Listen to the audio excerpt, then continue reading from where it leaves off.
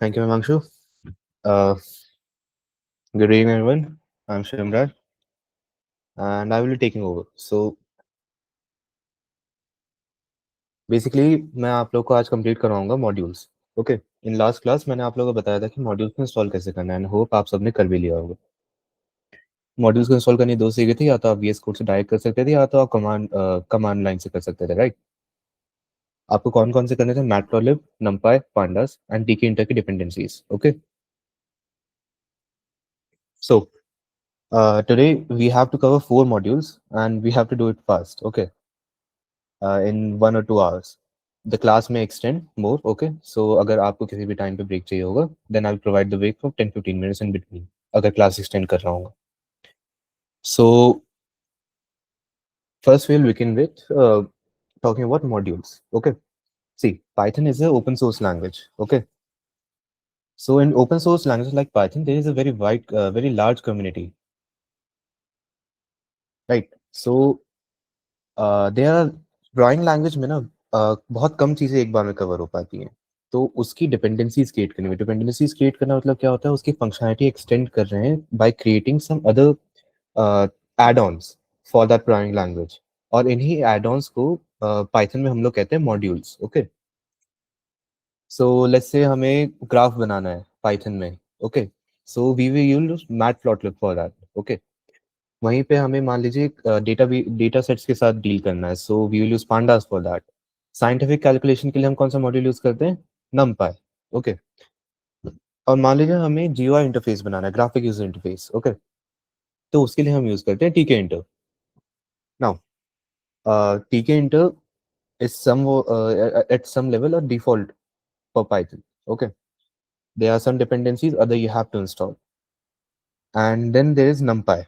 NumPy you have to install, Pandas you have to install, Matplotlib you have to install. Okay. So we will cover these 4. So let's begin. Let me share my screen.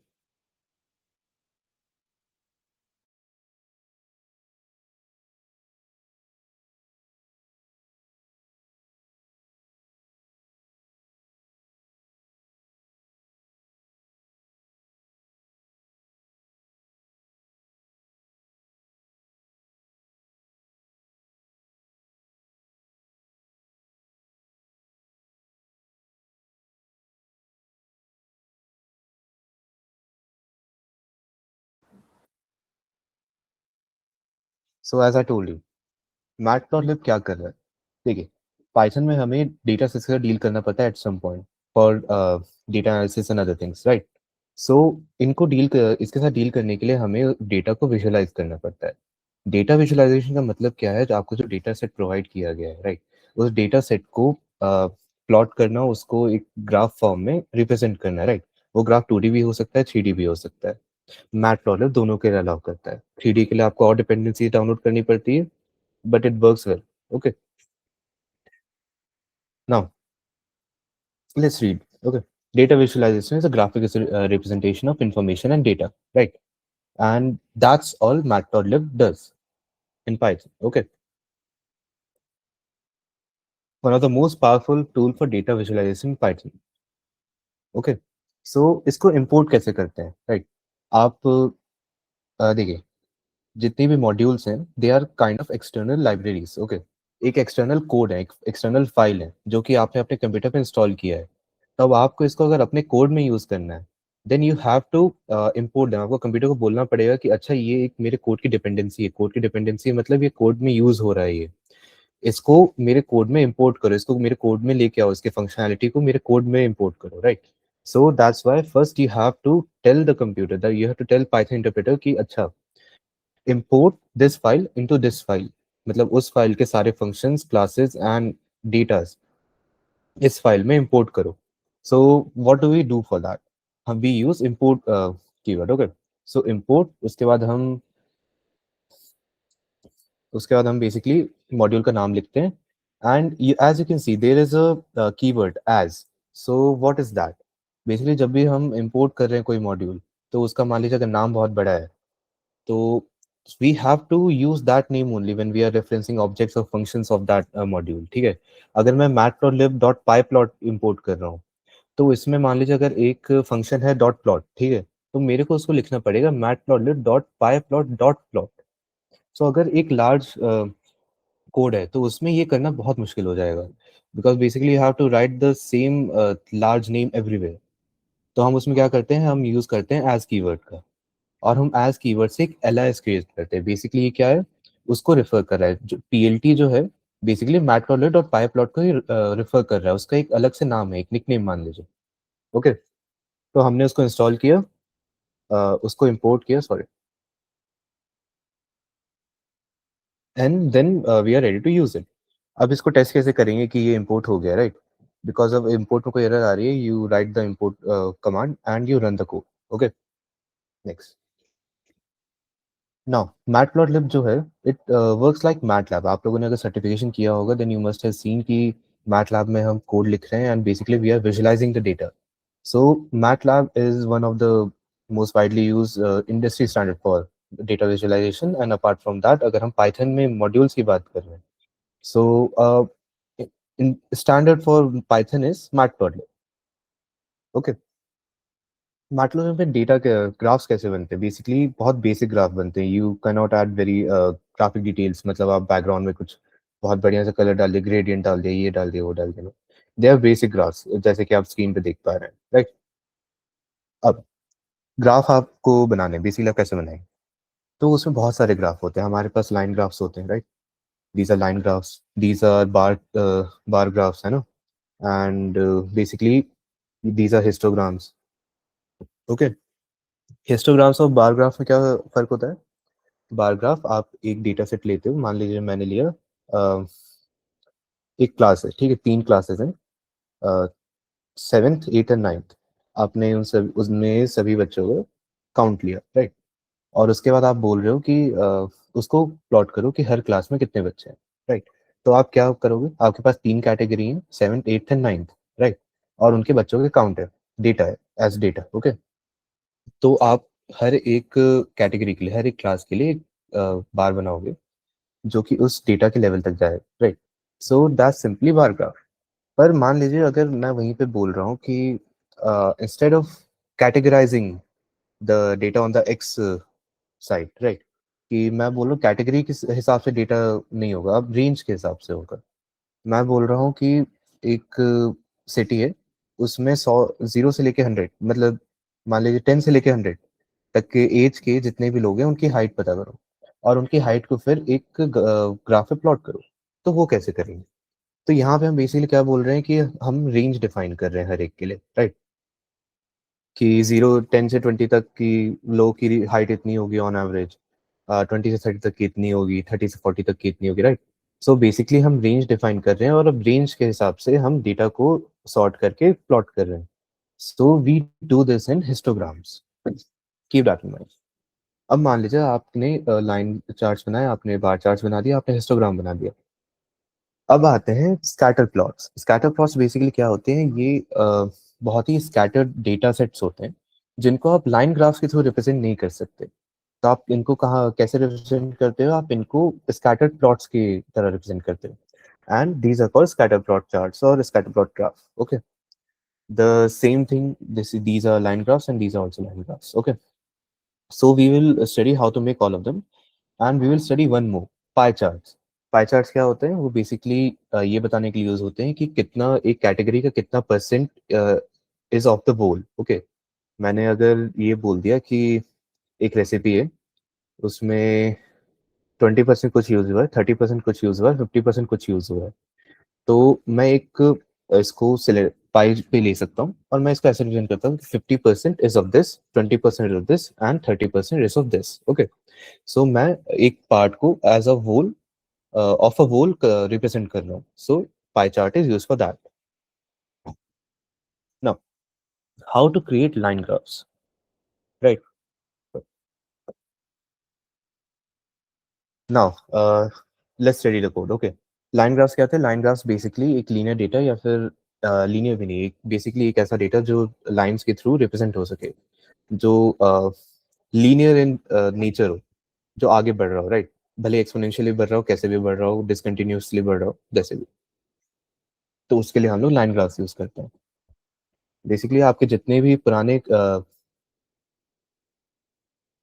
अगर आप पुराने PYQs देखेंगे तो उसमें आपको एक trend दिखेगा कि मैटप्लॉटलिब से क्वेश्चन ज्यादा आ रहे हैं, राइट। और क्वेश्चन इसी सेंस में आ रहे हैं कि ये डेटा है, इसके अकॉर्डिंग अब आपको ग्राफ या प्लॉट करना है, राइट। तो let's we will study according line graph. अब लाइन ग्राफ कैसे बनाते हैं? आपने पहले मॉड्यूल को इंपोर्ट किया। मॉड्यूल क्या है? Matplotlib dot pyplot. और आपने उसको एक नाम दे दिया पीएलटी, ताकि आप उसको आगे आसानी से रेफरेंस कर सको, ओके। फिर आपने क्या किया? आपने डेटा क्रिएट किया फॉर प्लॉटिंग। अब डेटा आप कैसे क्रिएट करोगे? डेटा बेसिकली आपको एक सीक्वेंस्ड लिटरल में क्रिएट करना है। सीक्वेंस लिटरल जैसे एक लिस्ट, राइट। आपने उस लिस्ट में डेटा सेट्स को प्लॉट किया, डेटा पॉइंट्स बनाए, राइट। सो अगर मैंने एक एक्स के लिए बनाया, एक वाई के लिए बनाया, सो इसका मतलब क्या है? जब मैं इसको प्लॉट करने जाऊंगा तो मैं इन दोनों लिस्ट को एज अ आर्ग्यूमेंट पास करूंगा, राइट। और वहां पे होगा क्या? वहां पे ये होगा कि इंडेक्स बाय इंडेक्स एलिमेंट्स को पिक करेगा और उनका एक सेट बनाएगा, राइट। तो ये एक्स से जीरो निकालेगा, वाई से जीरो निकालेगा। फिर ये फर्स्ट इंडेक्स पे जाएगा और वहां से वन और वहां से वन निकालेगा और इनका एक सेट बनाएगा अलग से। फिर ये सेकंड इंडेक्स पे जाएगा, वहां से सेकंड और वहां से फोर्थ निकालेगा और इनका एक और सेट बनाएगा, राइट। फिर ये थर्ड एंड नाइन्थ इनको लेगा और इनका एक अलग सेट बनाएगा, and then it will keep plotting these sets, right. Now how to plot them? इनको किस फंक्शन में एज आर्गुमेंट पास करे कि ये लाइन ग्राफ आपको प्लॉट करके देगा? So the function we use is plt dot plot. plt we are referencing to the module. तो हम बोल रहे हैं कि एक इस मॉड्यूल में एक फंक्शन है जिसका नाम है प्लॉट। उसको रेफरेंस कर उसको निकालो और उसमें ये दोनों आर्ग्यूमेंट पास कर दो। आर्ग्यूमेंट्स क्या है? एक्स की वैल्यू एंड वाई की वैल्यू, ओके। अब ये दोनों एक बार पास कर दिए, then we can easily show the plot the graph by plt dot show. अब ये प्लॉट कहाँ पे होता है? ये बेसिकली जो इमेज बनती है, जनरेट होती है, ये शो कहाँ से होती है? It shows in another dialog box, okay. जैसे let me show.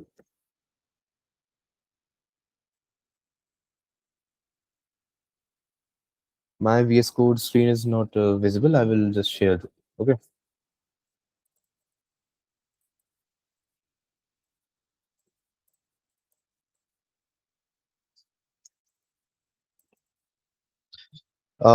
Matplotlib dot pyplot में एक और होता है। अगर आपने एक्स वाई की जगह सिर्फ एक ही सेट ऑफ एक ही लिस्ट मान लीजिए, अगर आपने आर्ग्यूमेंट की तरफ पास किए, it will basically generate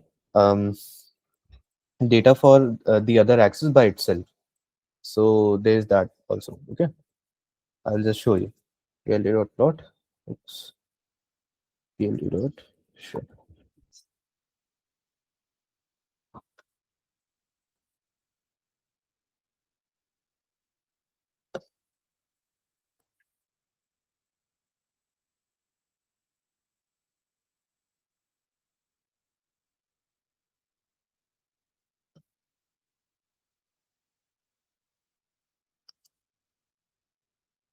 Oh,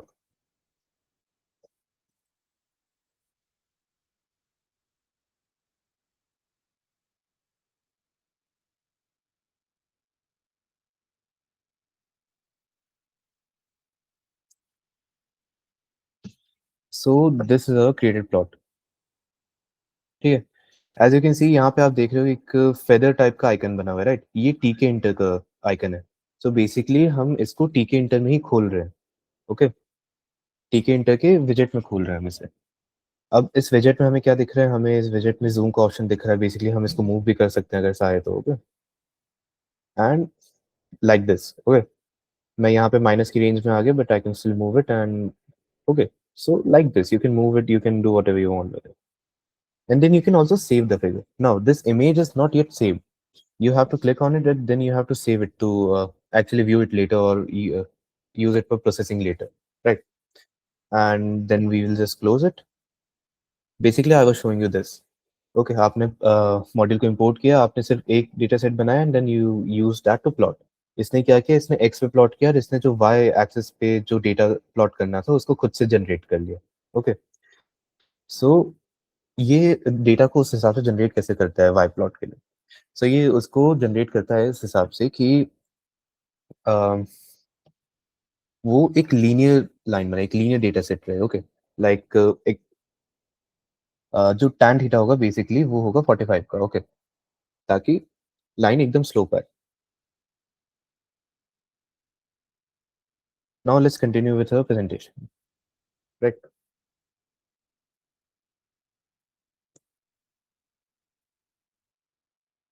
So this is how you create line graphs. You can pass a single argument and it will generate for another, but you have to pass for both arguments if you're not only demonstrating. Okay, more on line graphs. So basically जो मैंने आपको ये बताया the same thing. If you provide a single list or array to the plot command, then matplotlib assume is a sequence of y values. Okay, तो आप लोग को list और arrays में basically फर्क बता देता हूँ. होता क्या है कि जो पाइथन है उसमें एरेज नहीं, उसमें लिस्ट होता है. अब लिस्ट और एरे में फर्क क्या होता है? एरे में एक सिंगल डेटा टाइप के सारे एलिमेंट होते हैं, राइट. उसमें मान लीजिए अगर इंटीजर है तो उसमें स्ट्रिंग नहीं होगी. And list can contain any kind of data type.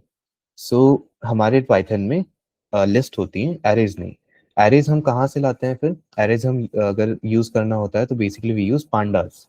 Okay, pandas module and NumPy. So हम उसको यूज करके एरे को यूज करते हैं और एरे के कैलकुलेशन भी उसी में होते हैं एंड एरे के फंक्शन भी अलग होते हैं, right.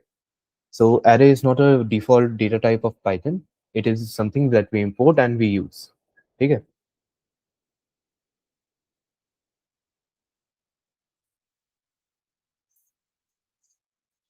And another feature of there are many functions in matplotlib जो बेसिकली फंक्शनैलिटी देते हैं, जो बेसिकली डेटा शो करने की पावर देते हैं. सो ये और क्या है? बेसिकली टेक्स्ट है. Add text in any arbitrary location. Okay, अगर आपको आर्बिट्ररी लोकेशन में नहीं डालना है, आपको किसी एक पर्टिकुलर जगह पे डालना है, तो basically inside text specify the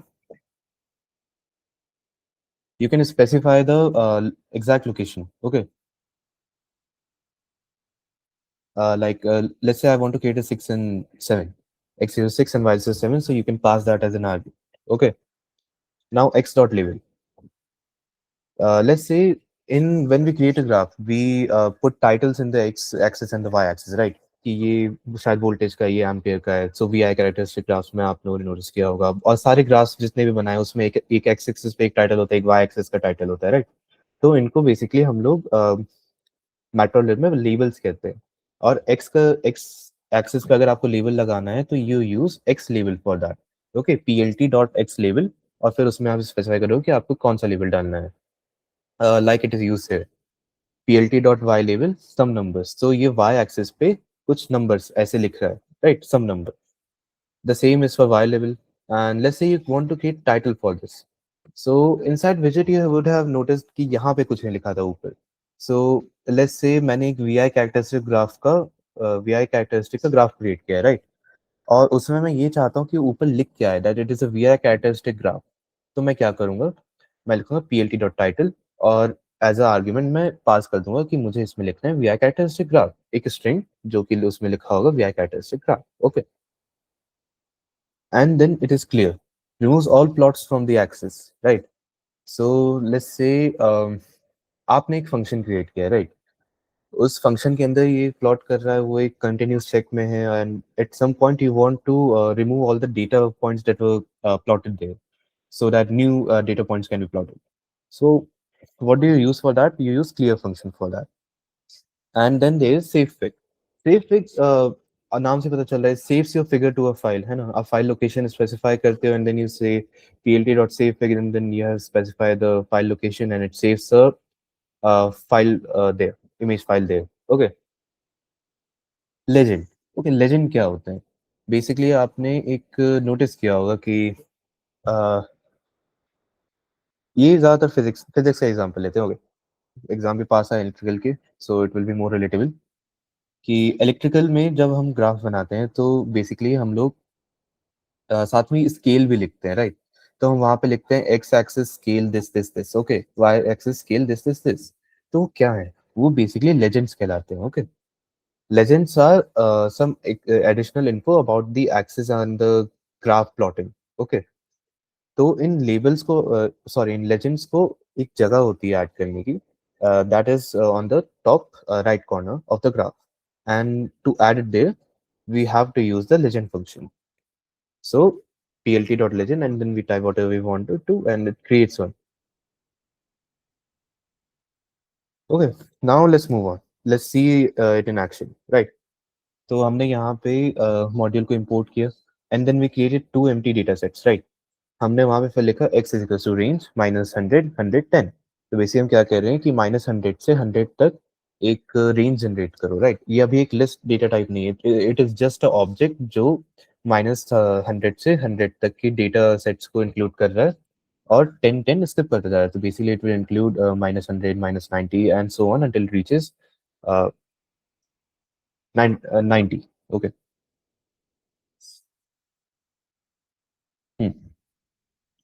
For I and X, and then you are basically saying कि uh, your ये शॉर्टकट कहलाता है बेसिकली, ठीक है?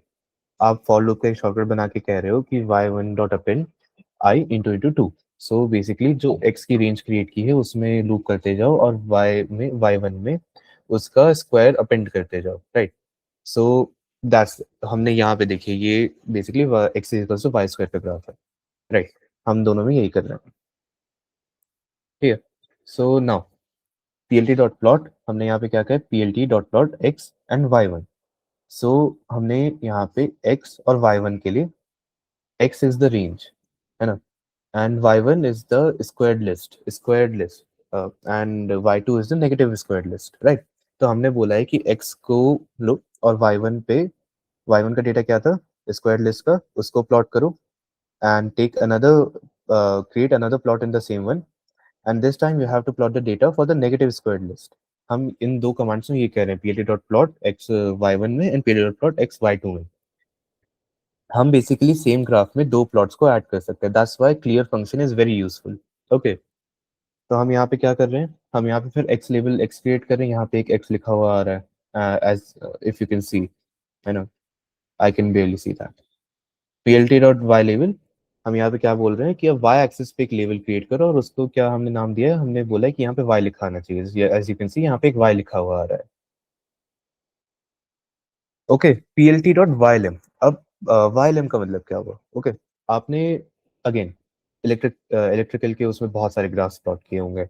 So you would have notice कि अगर आप ग्राफ प्लॉट कर रहे हो तो आप एक रे कहीं से लेके कहीं तक ही सिर्फ एक एक्सिस बनाते हो, you don't create an infinite graph, right? You create a possibility of infinity, but you don't create an infinite graph.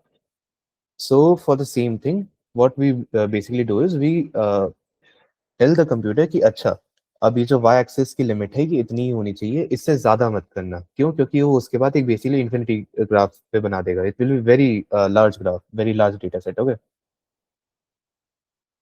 So now these functions, now look, let's look at these. Okay, so basically हम इसमें क्या बोल रहे हैं, हम ये line बनवा रहे हैं, एक है एक्सिस हॉरिजॉन्टल लाइन, एक है axis vertical line, and we are telling them to pass through zero और the origin. Okay, AXH line is for horizontal line and AXV line is for the vertical line, right? And now we are telling it to plt.savefig, and basically इसका मतलब क्या होता है कि यहाँ पे से फाइल अगर नेम लिखा है तो हम ये बोल रहे हैं कि जिस डायरेक्टरी में है, जिस फोल्डर में है, उसी में, M I audible?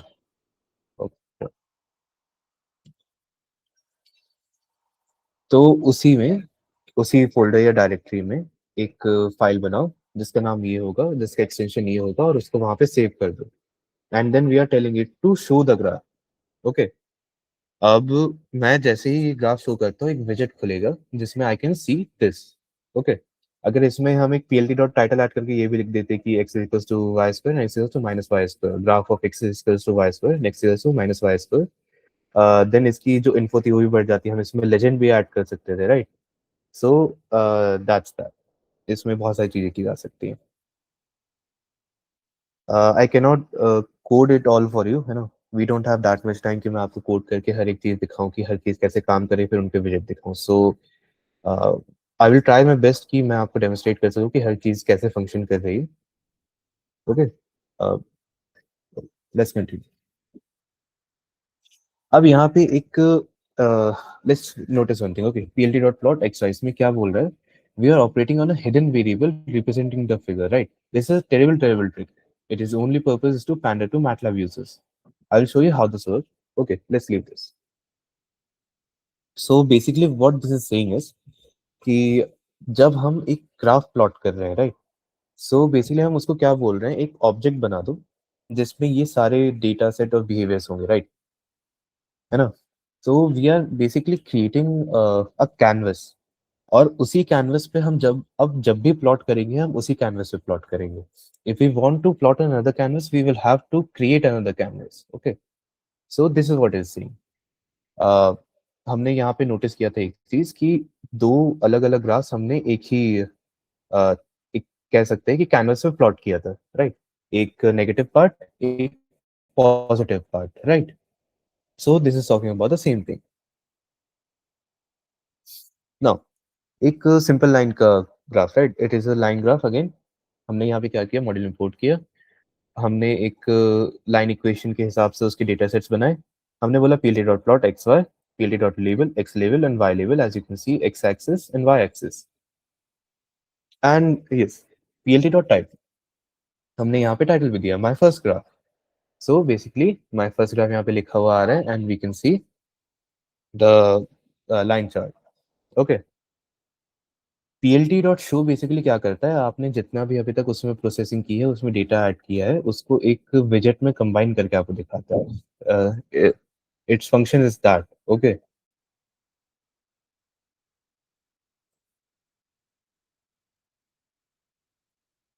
It is the same thing. यहाँ पे आप दो लाइन को क्रिएट कर रहे हो, और अगेन यहाँ पे आप एक चीज नोटिस करोगे कि एक ही कैनवस पे, एक ही ग्राफ पे दो डिफरेंट डेटा सेट्स को प्लॉट किया गया है। x1 और y1 को भी प्लॉट किया गया है और x2 और y2 को भी प्लॉट किया गया है।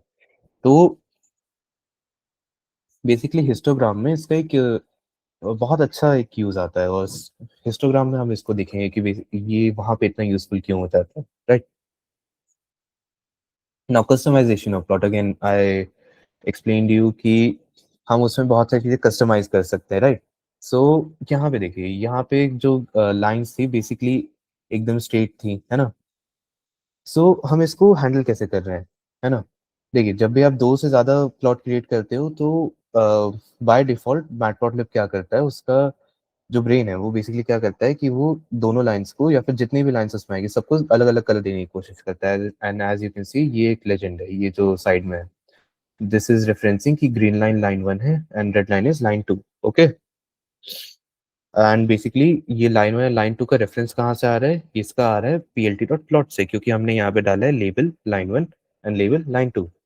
मान लीजिए मेरे को एक voltage with reference to time and current with reference to time, ऐसे दो अलग अलग मेरे से डेटा सेट थे जिसमें मेरे पास गिवन है टाइम, और ओवर दैट टाइम मेरे को वोल्टेज डिफरेंस और बेसिकली कुछ है, एंड करंट कैसे चेंज वेरी कर रहा है उस टाइम लिमिट में। ठीक है, इन दो सेपरेट डेटा बेस है मेरे पास, ठीक है, डेटा सेट्स हैं, सॉरी। अब मैंने इनको प्लॉट किया, तो बेसिकली ये दो अलग अलग लाइन क्रिएट करेंगे, पर अब मैंने इसमें लेजेंड भी डाला, तो बेसिकली अब मैं लेजेंड को कैसे बताऊंगा कि कौन सा क्या है। तो बेसिकली मैं यहाँ पे plt डॉट प्लॉट, जब मैं उसको एक्चुअली प्लॉट करूंगा तभी मैं उस फंक्शन में एक एट्रीब्यूट ऐड कर दूंगा कि label is equals to line one. तो मान लीजिए अगर मैं यहाँ पे वोल्टेज का कर रहा होता तो मैं लिख देता label is equals to voltage. तो उसने जो ग्रीन वाली लाइन बनाई थी वो इस लेजेंड में बता भी देता कि that green line references to voltage, and label में मैं लिख देता current, so the red line would reference to current. So this is how you do it. Okay, as you can see, read here. The small rectangular box giving information about type of line and its color is called legend. We can add a legend to a plot using dot legend function. Okay. Now, अब हम customise कैसे करेंगे, हमने ये पता कर लिया कि इन्फॉर्मेशन कैसे ऐड करें, हमने ये पता कर लिया कि उसको शो कैसे करें, उसको सेव कैसे करें एज अ png और डॉट jpeg फाइल। ओके, पर हम अब उसको कस्टमाइज कैसे करें, कस्टमाइज कि उसके लुक को कैसे चेंज करें, right. So as you can see we are setting x and y axis range, यहाँ पे पहले फंक्शनलिटी समझ लेते हैं कर क्या रहा है, and then we will see कि how it is being customise. तो एक एक्स वाई का डेटा सेट आ गया हमारे पास, हमने पीएलटी में लिमिट एक्सप्लेन कर दी, we added the X and Y labels, we created a title for it, and we then told it to show the plot. But here in plt.plot आपने एक बार नोटिस किया होगा सिर्फ एक्स वाई नहीं है इस बार, there are many things. So basically यहाँ पे है color is equals to green. तो यहाँ पे आपने नोटिस किया कि यहाँ पे दो लाइन थी, दो डेटा सेट से जो दो लाइन बनी और दोनों लाइन के अलग अलग कलर हैं। पर मान लीजिए अगर मेरे को ये रेड नहीं चाहिए थी या फिर ये ग्रीन नहीं चाहिए थी, तो मैं यहाँ पे स्पेसिफाई कर देता कि colour is equals to blue या फिर कलर इज इक्वल्स टू एक कोई भी ऐसा रिकग्नाइज कलर जो पाइथन रिकग्नाइज कर सके, या तो एचएसवी में या तो आरजीबी में। ओके, या फिर कलर के नेम से भी रिकग्नाइज होता है। मैं यहाँ पे ब्लैक भी डाल सकता था। ओके, मैं ब्लैक, ब्लू या फिर जो भी एक रिकग्नाइज कलर हो पाइथन को। ओके, तो मैं वहां पे अगर ये डाल देता तो वो लाइन वन के लिए वही कलर लगाता, एंड लाइन टू के लिए भी वो, अगर मैंने कुछ स्पेसिफाई नहीं किया तो पाइथन अपने हिसाब से चूज कर लेता, और अगर मैं कुछ लगा तो लाइन टू को भी उस हिसाब से चेंज कर देता। Okay, now as you can see line style is dashed. Basically matplotlib में लाइन स्टाइल जो एट्रीब्यूट है उसके बहुत सारे टाइप्स होते हैं। बेसिकली डैश्ड होते हैं, कुछ डॉटेड होते हैं। सो ये डैश्ड है, कुछ में से डॉट्स आएंगे, राइट, एंड कुछ में स्ट्रेट आएगा। Straight is default. ओके, सो ये बेसिकली ये बता रहा है कि ये जो लाइंस है ये कैसी होंगी। हमने डैश लिखा तो डैश डैश डैश ऐसे बार बार आता जा रहा है। ओके, अब मैंने बोला कि लाइन विड्थ। लाइन विड्थ क्या है? बेसिकली जो लाइन आएगी, जो ये लाइन चार्ट है, राइट, लाइन ग्राफ है, तो इसकी लाइंस की मोटाई कितनी होगी, the width of the line, है ना। हम वो इसमें डिफाइन कर रहे हैं। And here we have used another attribute, marker. Marker क्या कर रहा है? मार्कर इज बेसिकली सेइंग कि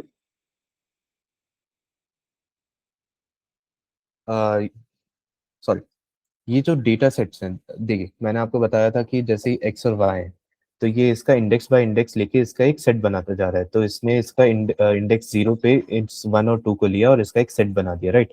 तो इसका सेट क्या था, one two.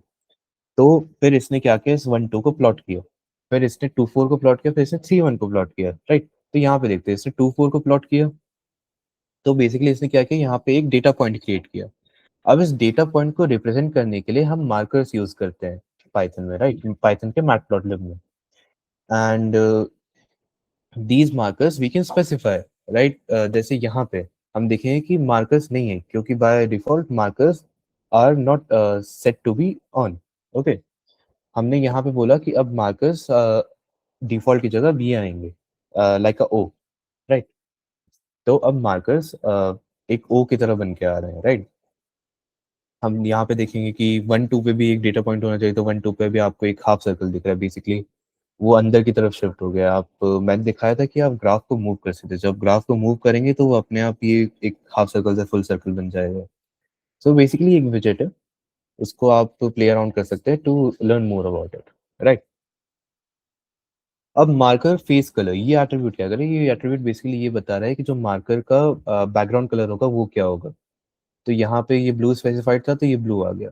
And marker size, again मैंने जैसे बताया कि लाइन जो है उसकी जो विड्थ है वो कौन सा एट्रीब्यूट कंट्रोल कर रहा है, लाइन विड्थ, है ना। तो मार्कर की जो साइज है उसको कौन कंट्रोल करेगा, मार्कर साइज। ओके, आप इस मार्कर में जीरो की जगह कुछ और भी लेटर अल्फाबेट या फिर कुछ भी डाल सकते थे, है ना। आप यहाँ पे एट द रेट साइन भी डाल सकते थे, वो भी आ जाता है यहाँ पे। So this is how you customise a line graph and add information to it. Now let's move on to bar graphs. Now हमने अगेन मॉड्यूल को इंपोर्ट किया, वैल्यूज बनाई एंड नेम्स को स्पेसिफाई किया। अब आपने एक चीज नोटिस की होगी, यहाँ पे जो दूसरा डेटा सेट है नेम्स का, वो नंबर नहीं है, वो कैटेगरीज है। कैटेगरीज एंड स्ट्रिंग, या फिर हम इसको एज अ नंबर भी कर सकते हैं, वो नंबर दिखाएगा सिर्फ, राइट। तो मैंने आपको शुरुआत में बताया था कि बार ग्राफ्स किस लिए यूज होते हैं। बार ग्राफ्स तब यूज होते हैं जब आपके पास कैटेगरी हो और उस डिस्टिंग उन डिस्टिंक्ट कैटेगरीज के आपके पास डेटा सेट्स हो, सॉरी डेटा पॉइंट्स हो। तो उन उस डेटा को विजुअलाइज करने के लिए हम लोग बार ग्राफ यूज करते हैं। इसमें बार ग्राफ इतना यूजफुल क्यों होता है, क्योंकि बेसिकली आपके पास एक कैटेगरी है और उन कैटेगरीज को आपको कंपेयर करना है उन डेटा पॉइंट्स के साथ, ठीक है। तो मान लीजिए अगर ये डिफरेंट क्लासेस होती हैं, मान लीजिए ये ट्वेल्थ क्लास के डिफरेंट सेक्शन है, राइट, और उसमें ये मीन हाइट है, या फिर ठीक है।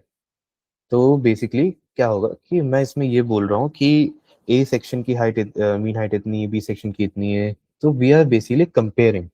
तो कैटेगोरिकल कंपैरिजन जब आपको करना रहता है वेल डिफाइंड डेटा सेट का, तब आप बार ग्राफ यूज करते हो।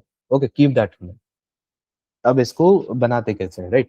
तो आपने एक वैल्यूज बनाई, फिर आपने उन वैल्यूज की कैटेगरी डिफाइन अब एक चीज हमेशा याद रखिएगा, एक्स वाई हो गया या फिर वैल्यूज नेम्स हो गए, जब भी आप डेटा सेट बना रहे हो तो मेक श्योर कि अगर उसमें एक्स अमाउंट ऑफ एलिमेंट्स हैं तो दूसरे डेटा सेट दूसरे लिस्ट में भी एक्स अमाउंट ऑफ एलिमेंट ही होने चाहिए, राइट।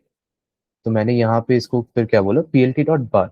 अब अभी तक हम क्या यूज कर रहे थे लाइन ग्राफ्स बनाने के लिए, plt डॉट प्लॉट। अब हम यूज करेंगे plt dot bar for bar graphs, है ना। As you can see here, when using a bar graph the change in code will be from plt dot plot to plt dot bar, changes it into a bar chart. Okay, तो हम basically पहले values and names को पास on कर देंगे। Okay, तो category data, then the data points, and then हम यहाँ पे डिफाइन करेंगे कि कलर क्या होगा। अब इस कलर को भी अलग अलग तरीके से हम कस्टमाइज कर सकते हैं, राइट। इसका हम आगे विजुअलाइज, इसका एग्जांपल देखेंगे आगे कि इसको चेंज कैसे करेंगे, इसको अल्टरनेट भी कर सकते हैं हम लोग, राइट। बहुत बहुत सारे ऑप्शंस है। Matplotlib allows for customisation, but it isn't a fancy module कि आपको बहुत फैंसी ग्राफ्स बना के दे देगा। Those graphs will be quite useful. आप उससे डेटा विजुअलाइजेशन कर पाओगे, अलग अलग तरह से उसको कलर करके बेसिकली टेस्टिंग कर पाओगे, but you will not be able to create fancy graphs जैसा कि, ओके, गेट माई पॉइंट।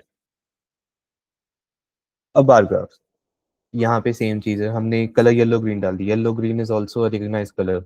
पर यहाँ पे हमने क्या किया, हमने बार ग्राफ को फ्लिप कर दिया। फ्लिप कैसे किया, हमने यहाँ पे बार के बाद एक एच यूज कर दिया। बेसिकली हम इसको क्या बोल रहे हैं, ओके, नहीं पता हो तो मैं बता दूं, horizontal is this, vertical is this, ठीक है। सो ये मॉड्यूल है, हमने वैल्यूज एंड नेम्स क्रिएट किया, adding N H after will flip the graph, right. तो अब हमारे को वर्टिकल ग्राफ की जगह लेट्स से मुझे एक हॉरिजॉन्टल ग्राफ चाहिए था, बार का। तो मैंने वहां पे फंक्शन लगा दिया, बार की जगह बार एच। बार एच क्या है, बार हॉरिजॉन्टल, राइट। तो मैं बेसिकली क्या बोल रहा हूँ, plt dot bar H names values and colour is बस येलो ग्रीन। अब मैं बोल रहा हूँ plt डॉट शो, मतलब ग्राफ जो बनाया उसको शो करो। जब आप इन कोड्स को रन करोगे देन रिमेंबर वन थिंग कि बेसिकली कभी कभी ये थोड़ा सा टाइम लेते हैं टू बी एग्जीक्यूटेड। क्यों, क्योंकि ये इन बैकग्राउंड में एक विजेट क्रिएट कर रहे हैं, उसमें डेटा को इंसर्ट कर रहे हैं, फिर बहुत सारी चीजें कर रहे हैं। So it may take a little time depending on the computer system you are using. So keep that in mind, ठीक है। अभी तक किसी को कुछ भी डाउट था, you can raise your hand और you can ask in the comment section, sorry, this what is in call messages, okay, message section. Okay, we will move on.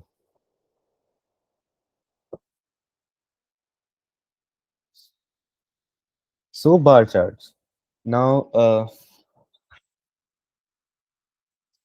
Sorry, let's see कि मैंने आपको बताया था कि हम colour को alternate भी कर सकते हैं, अभी हम ये कैसे कर रहे हैं, राइट। तो हमने बेसिकली क्या किया, हमने हाइट क्रिएट की, हमने नेम्स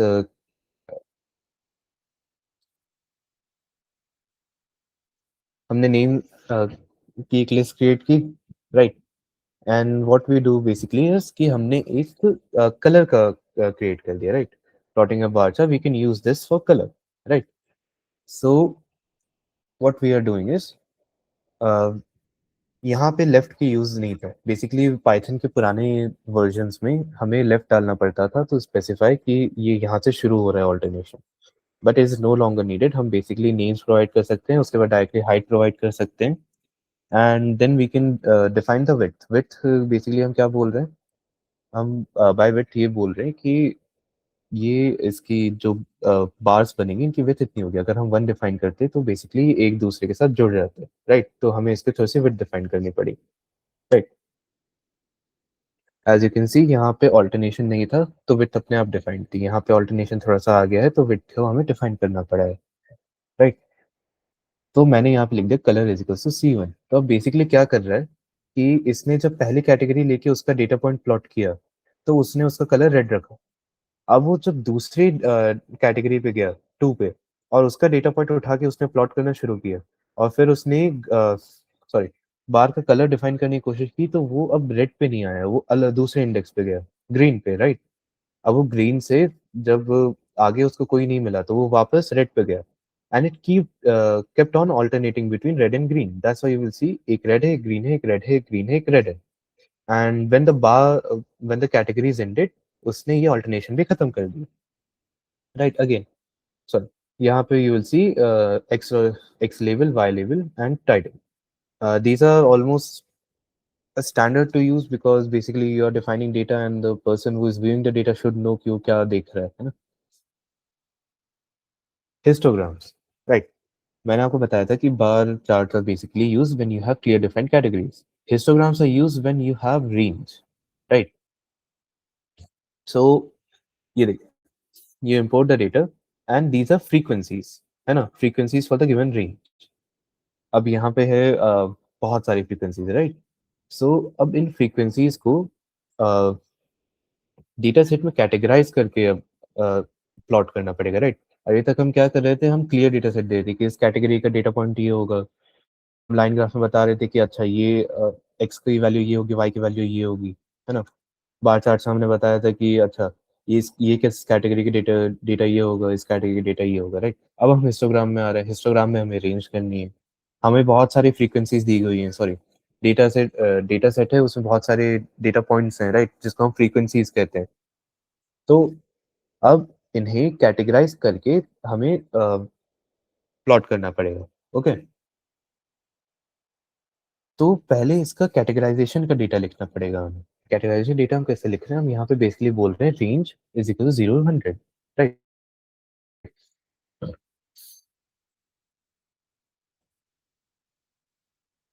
और हम यहाँ पे बोल रहे हैं bins is equal to 10।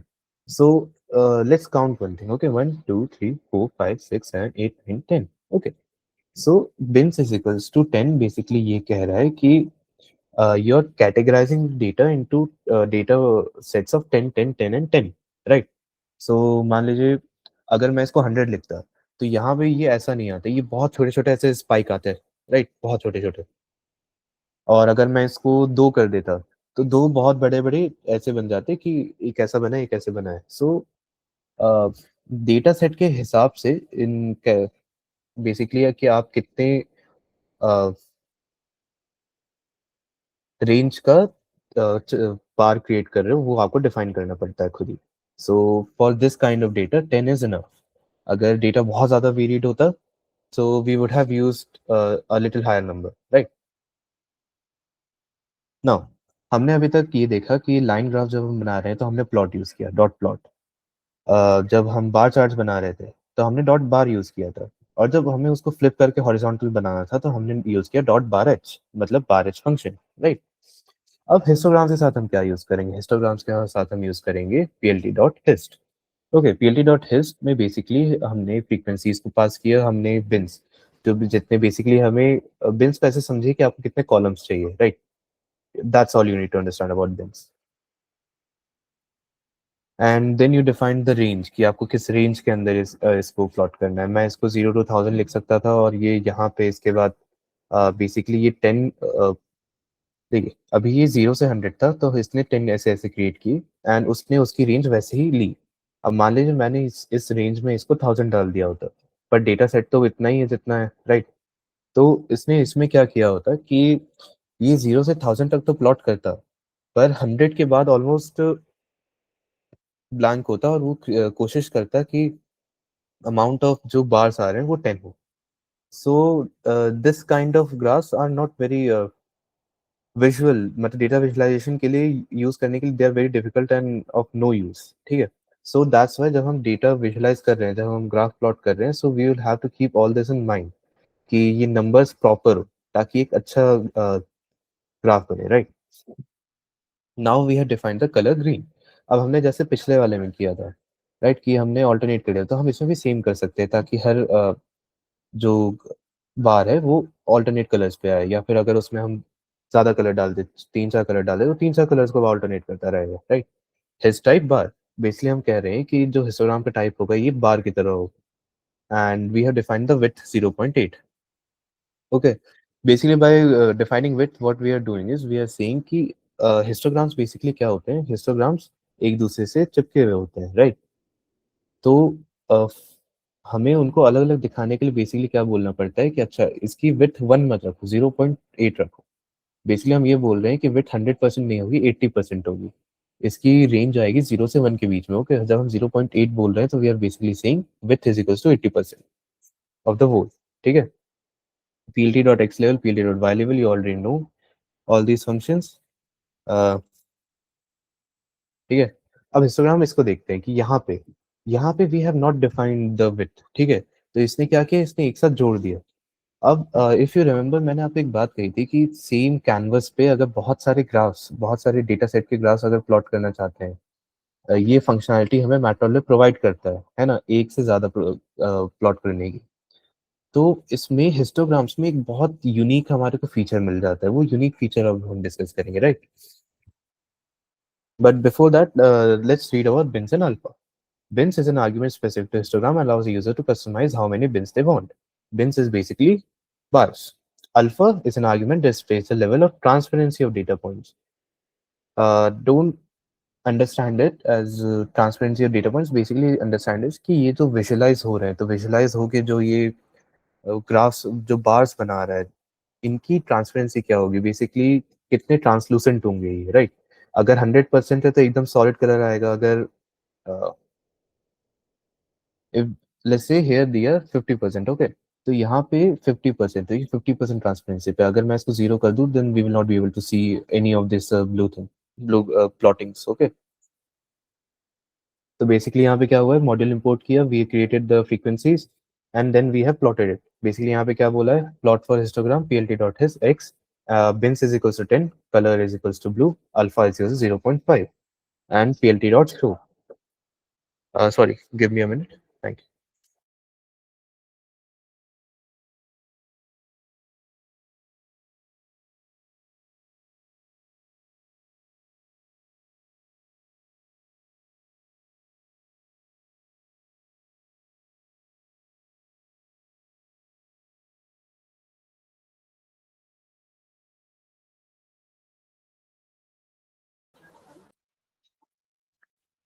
Okay, let's continue.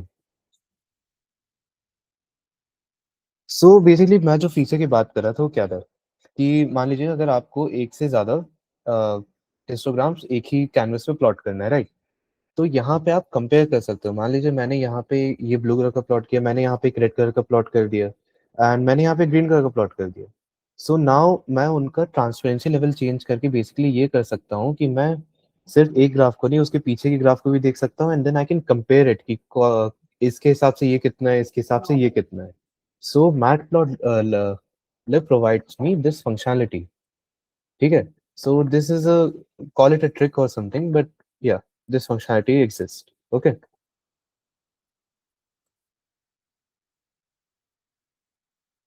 Okay. Histogram, bar chart, line graph, किसी में इसमें से किसी को भी कोई भी डाउट है? Let's continue. स्कैटर प्लॉट, जैसा कि मैंने आपको बताया, कई बार कुछ डेटा सेट्स बहुत ज़्यादा स्कैटर्ड होते हैं, you cannot create a line for them, or data visualization will become quite difficult. Okay, एक चीज समझिए, डेटा विजुअलाइजेशन जो है, बेसिकली हम क्या कर रहे हैं, हम ये कर रहे हैं कि जो हम डेटा प्रोवाइडेड है उसको सबसे इजीएस्ट वे में विजुअलाइज करके समझने की कोशिश है डेटा विजुअलाइजेशन, ठीक है? अब उसको इजीएस्ट वे में समझने के लिए उसको प्रॉपरली प्लॉट करना पड़ेगा। मान लीजिए अगर मेरे पास एक ऐसा डेटा है जो कैटेगरी में डिवाइडेड है, राइट, जो कि एक रेंज में डिवाइड ज़्यादा अच्छे से दिखेगा। मान लीजिए हिस्टोग्राम का डेटा लेते हैं, जो एक रेंज में मुझे ज़्यादा अच्छे से मैं उसको समझ सकूँगा, लाइक इन अ हिस्टोग्राम, और मैं उसको स्कैटर प्लॉट या फिर लाइन ग्राफ में प्लॉट करता हूँ, देन वो डेटा इतना ज़्यादा एराटिक होगा, इतना ज़्यादा एराटिक उसकी लाइन्स होंगी कि I will not be able to understand them, right? इसीलिए हर एक सिचुएशन के लिए बहुत सारे ग्राफ्स बनाए गए हैं, right? And let's say if the data is too scattered, तो उसके लिए हमारे पास स्कैटर प्लॉट्स एग्जिस्ट करते हैं। स्कैटर प्लॉट्स क्या करते हैं, अगर आपके पास डेटा बहुत ज़्यादा वेरीड है, तो वो उनको बिना लाइन से जोड़े हुए बस पॉइंट्स या फिर मार्कर्स के थ्रू रिप्रेजेंट करते हैं, राइट? जैसे मेरे पास, मैंने मॉड्यूल इंपोर्ट किया and then I have created the x values and the Y values, and then ऐसे plt dot scatter x values और वाई वैल्यूज को मैंने पास किया, s is equal to 30 and colour is equal to blue. So basically मैंने बोला, sorry, की colour को blue रखिए और स्कैटर को 30 रखिए, ओके। स्कैटर को 30 रखिए, मतलब जो इसकी रेंज हो, राइट? सो यहाँ पे एक चीज नोटिस कीजिए, जैसे लाइन ग्राफ में प्लॉट था, बार चार्ट में बार और बार एच था, एंड हिस्टोग्राम में हिस था। स्कैटर में हमें स्कैटर प्लॉट बनाने के लिए हम यूज करते हैं dot scatter. Okay, so keep this in mind. Okay, so let's study scatter plot in a little more detail, की मतलब इसको और अच्छे से कैसे कस्टमाइज कर सकते हैं, इसको और अच्छे से कैसे डेटा विजुअलाइजेशन में हेल्प हो सकती है इससे। So I created the x values and the Y values. Okay, and then I say PLT dot scatter, मैंने एक्स और वाई को पास किया, मैंने लेबल क्रिएट किए स्टार्स। मैं अगर लेबल क्रिएट कर रहा हूँ stars, and then I say colour green and marker, हमने स्टार डाल दिया, एस्टेरिक साइन डाल दिया। Okay, n s 30 again. जब मैं बोल रहा हूँ कि label is equal to stars, तो बेसिकली कहाँ यूज हो रहा है ये लेबल जो है? ये लेबल यूज हो रहा है हमारे लेजेंड में, जब हम लेजेंड क्रिएट करेंगे। So if you want any data to show up in legend, है ना, so you have to create labels for that. Labels will have to be created inside where जहाँ पे आप प्लॉट कर रहे हो। ठीक है, लाइन ग्राफ में प्लॉट कर रहे हो तो उसका फंक्शन में आपको लेबल डालने पड़ेंगे, अगर हिस्टोग्राम के लिए है तो हिस्टोग्राम में ही डालने पड़ेंगे। So you have to take care of that. ठीक है, अगर मैं यहाँ पे एक और पेलिट और स्कैटर करके एक और डेटा सेट को प्लॉट कर रहा होता, और मान लीजिए मैंने उसका मार्कर नहीं, मार्कर चेंज कर दिया होता या फिर कलर चेंज कर दिया, दोनों कुछ भी चेंज कर दिया होता, और साथ में मैंने लेबल में कुछ और डाल दिया होता, और मैं उसका पीरियड और लेजेंड लिखता, तो यहाँ पे आप नोटिस कर रहे होंगे कि बेसिकली एक स्टार से क्रिएट हुआ है, right? This is a legend, right? ये लेजेंड क्रिएट हुआ है। ओके, सो इस लेजेंड में अब वो वाला डेटा सेट भी क्रिएट हो जाता है कि जो मैंने लेबल डाला था वो, एंड द मार्कर और the colours that I had created. तो इसमें मार्कर एक एस्ट्रिक साइन था जो ग्रीन कलर का था, तो there was in green asterisk with stars. So this is a legend. Legend क्या बता रहा है? लेजेंड बेसिकली हमारे को जो प्लॉटिंग है, जो ग्राफ है, उसके बारे में इंफॉर्मेशन प्रोवाइड कर रहा है कि वो एक्चुअली किस किस चीज की ग्राफ प्लॉटिंग है, right? And then the standard functions x level, y level, title, legend and show.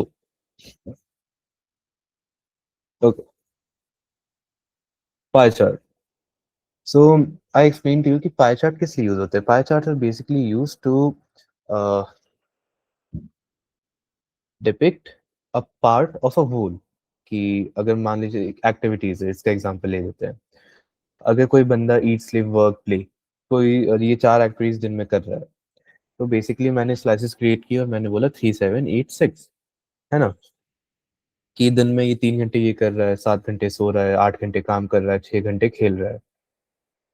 Okay, और फिर मैंने कलर्स की एक प्रोफाइल बना दी, RYGB। So what I can do is, I can let Python decide colors for itself, or I can decide the colors by myself. Here I have decided colors by myself by creating a list for these colors. अब जैसे bar graph में हम लोग क्या कर रहे थे, bar graph में हम लोग लिस्ट, एक कलर की लिस्ट क्रिएट करके ऑल्टरनेट करवा रहे थे बार्स के बीच में, राइट? तो यहाँ पे हम कलर्स की लिस्ट कर रहे हैं, but they will not alternate. क्यों? क्योंकि हर कैटेगरी के लिए दे विल बी यूनिक। तो अगर मेरे पास 10 कैटेगरी है तो मेरे को 10 कलर्स भी डिफाइन करने पड़ेंगे। ओके, तो अब मैंने यूज किया पीएलटी डॉट पाई। अब जैसे histogram, bar graph and scatter plots और लाइन ग्राफ के अलग अलग प्लॉटिंग फंक्शंस यूज हुए थे, राइट? तो अब पाई चार्ट के लिए भी एक अलग यूज होगा। उसको हम क्या कहेंगे? Pie function. PLT dot pie हमने लिखा, and then we added the slices की बेसिक डेटा क्या होगा, राइट? ये डेटा देखिए, understand this data. This is, if you add this, let's say if you add this and you get x, ठीक है? So this part is 3 by x. Okay, so 3 by x, when you plot it, r is 12.5%. So basically this is referencing to a third of the whole. Sorry, 3 by x. Okay, so it is referring to that, or 12.5% of the whole. Okay, so you have to understand the data like this for pie charts. And then you use labels to basically refer to the activities. You can directly use labels, है ना, जैसे कि आपने functions में पढ़ा था कि कुछ डिफॉल्ट पैरामीटर्स होते हैं, and then they are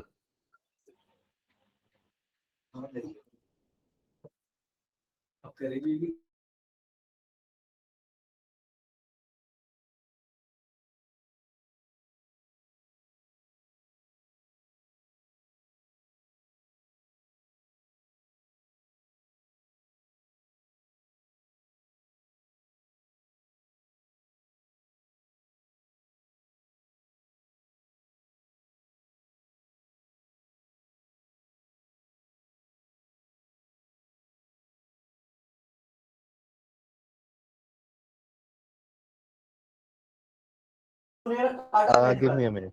Thanks.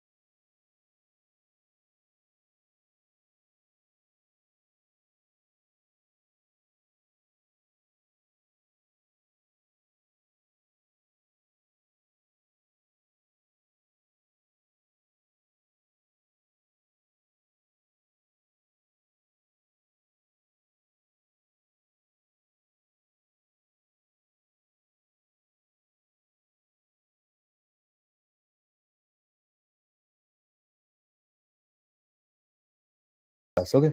Sorry for the inconvenience. So, as I was telling you about the pie charts, okay. So, what we have done is we have given the colors list and basically the start angle. What is the start angle? Basically, the start angle is the how the chart will be showed, okay. And then we have also defined the shadows. As you can see here, right? Let me just zoom in, right? As you can see here, there are these slight shadow kind of things. Okay, right. There is the plates above, and you can see the shadows below. Right. So what shadow is doing is basically it is saying ki turn the shadows on. Right. Shadows equals to true and explode and the radius. All these are very let's just say you have to keep everything in mind for this, and these are not necessary for the final exam. Okay. Basically, what radius is doing it is defined how large the pie will be, right? And then what you are saying is plt.legend,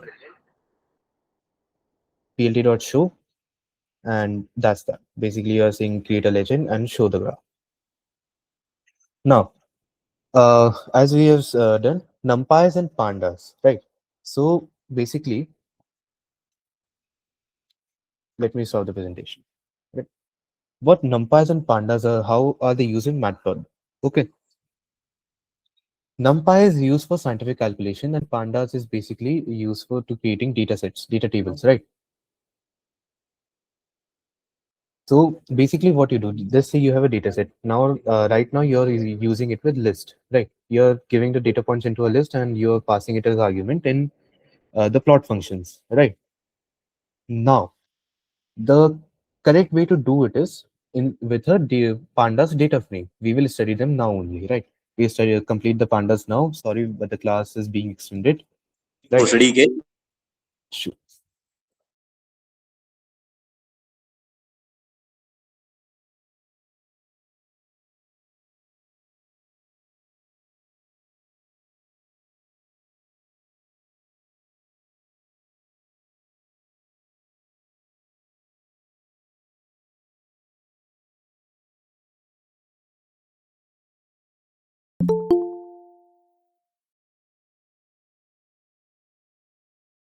Okay. It is being handled. Sorry.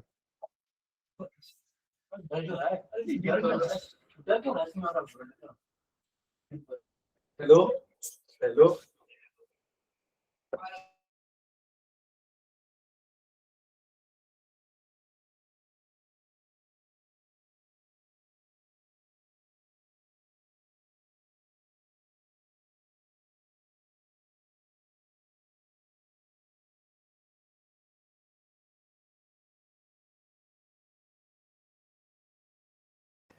Sorry, let's continue. Okay.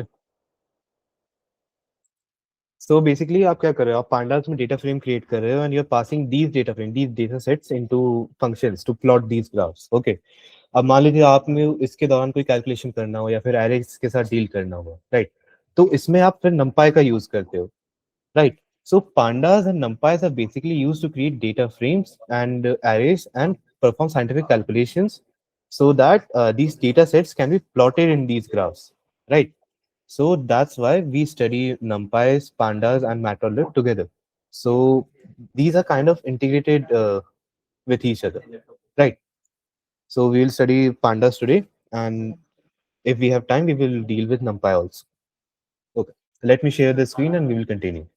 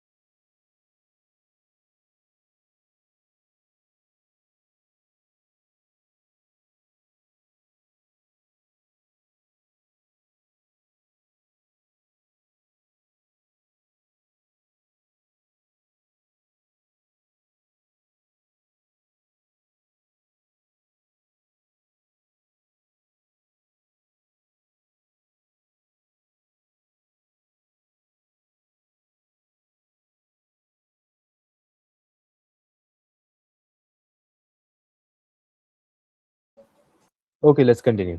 Okay, so basically मैंने आपको बताया pandas किस लिए use होते हैं। आप लोगों ने डीबीएमएस तो किया ही होगा, right? My SQL database management, right? तो डेटाबेस डीबीएमएस हम लोग बेसिकली करते क्या है, जैसे माई एसक्यूएल में। So MySQL is basically RDBMS, relational database management system. Okay, तो आरडीबीएमएस में हम बेसिकली करते क्या है, हम रोज एंड कॉलम्स क्रिएट करते हैं to categorize data, to organize data, right?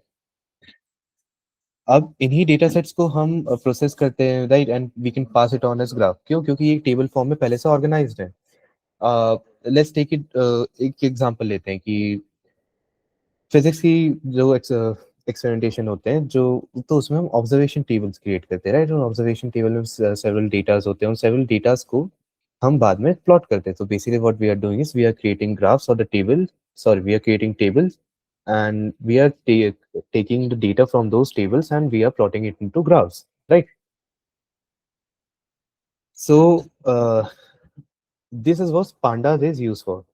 Pandas is basically a module which is used to create these RDBS kind of data sets. They are called tables inside or data frames inside Python. Okay. Now यहाँ पे आप एक पढ़ रहे होगे, it's similar to series and data frames in R.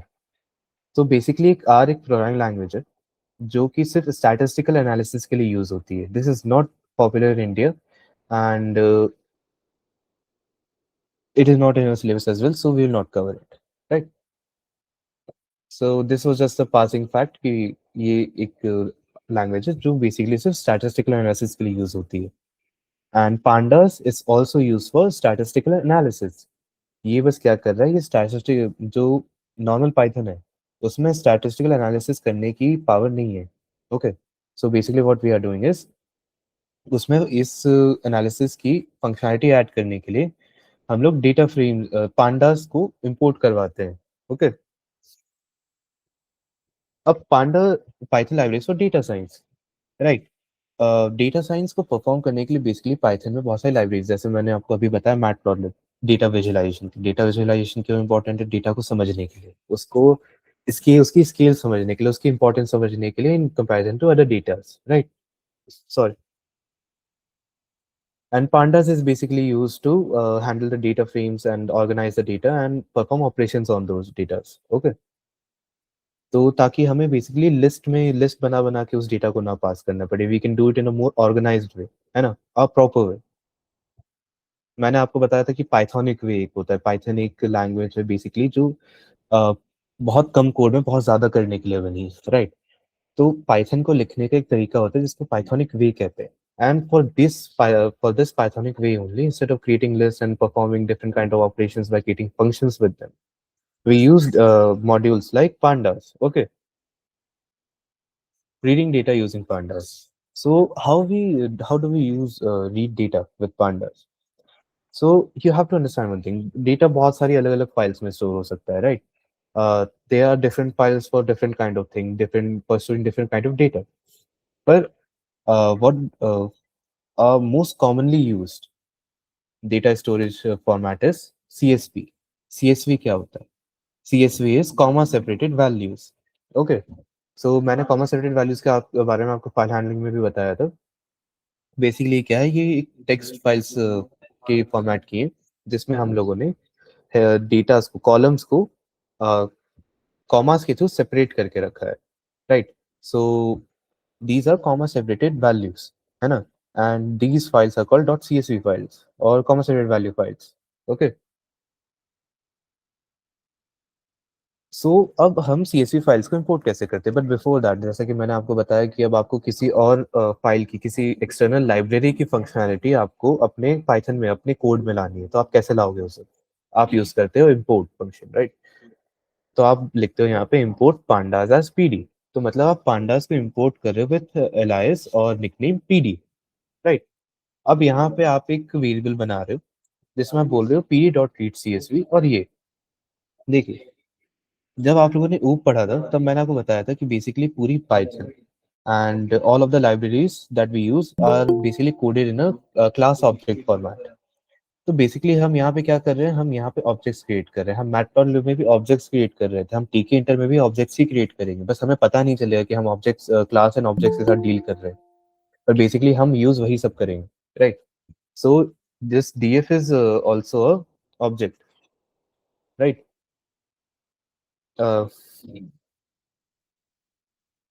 So one way is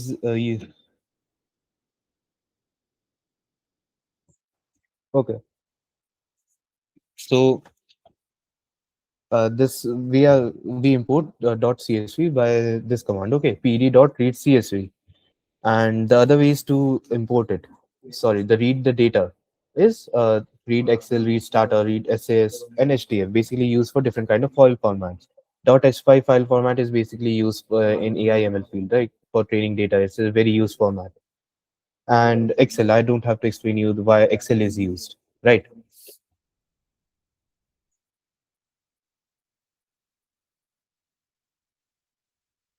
So,